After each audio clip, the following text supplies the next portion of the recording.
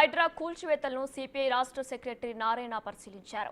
ఇటీవల హఫీజ్పేట్లోని survey number 79లో వెలిసిన అక్రమ కట్టడాలను హైడ్రా ఆఫీసర్లు కూల్చివేశారు. అయితే ఇది పూర్తిగా ప్రభుత్వ అధికారుల వైఫల్యమని విమర్శించారు ఆయన. ప్రభుత్వ భూములను ఆక్రమించి నిర్మాణాలు చేపడుతూ ఉంటే రెవెన్యూ అధికారులు ఏం చేస్తున్నారని ప్రశ్నించారు. వెంటనే ఎంఆర్ఓ ఆర్ఐఎల్పై కేసులు నమోదు చేసి కఠిన చర్యలు తీసుకోవాలని డిమాండ్ చేశారు. సర్వే నెంబర్ 79లో దాదాపు 39 ఎకరాల ల్యాండ్ ఉంది. అది రకరకాల పద్ధతుల్లో రెవెన్యూ డిపార్ట్మెంట్ మేనేజ్ చేసి వసంత కృష్ణప్రసాద్ అతను మేనేజ్ చేసుకున్నాడు. ఆయన ఒకప్పుడు టీడీపీ నాయకుడు, తర్వాత వైసీపీ ఎమ్మెల్యే, తర్వాత టీడీపీ ఎమ్మెల్యే. ఈ హైదరాబాద్లో చాలా ల్యాండ్ గ్రాబరు ఆయన పేరు ఉంది.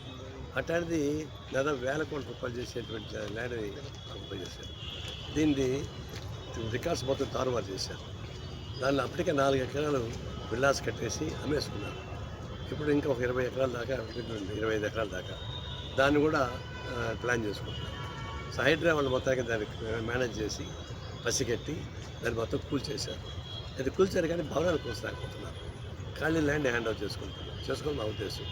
అయితే నేను కోరేది ఏంటంటే వాళ్ళు ఇన్ని 20-25 ఏళ్ళగా బిల్డింగ్లు గట్టు అమ్ముకుంటుంటే, ఆఫీసులు పెట్టుకొని ప్రజెస్ చేసుకుంటుంటే, ఈవెంట్ మేనేజ్మెంట్ చేస్తూ ఉంటే అప్పుడు ఎంఆర్ఓ ఏం చేశాడు, అప్పుడు ఆర్డీఓ ఏం చేశాడు, అప్పుడు కలెక్టర్ ఏం చేశాడు, ఐఏఎస్ ఆఫీసర్ కూడా గడిదే దీనిపైన.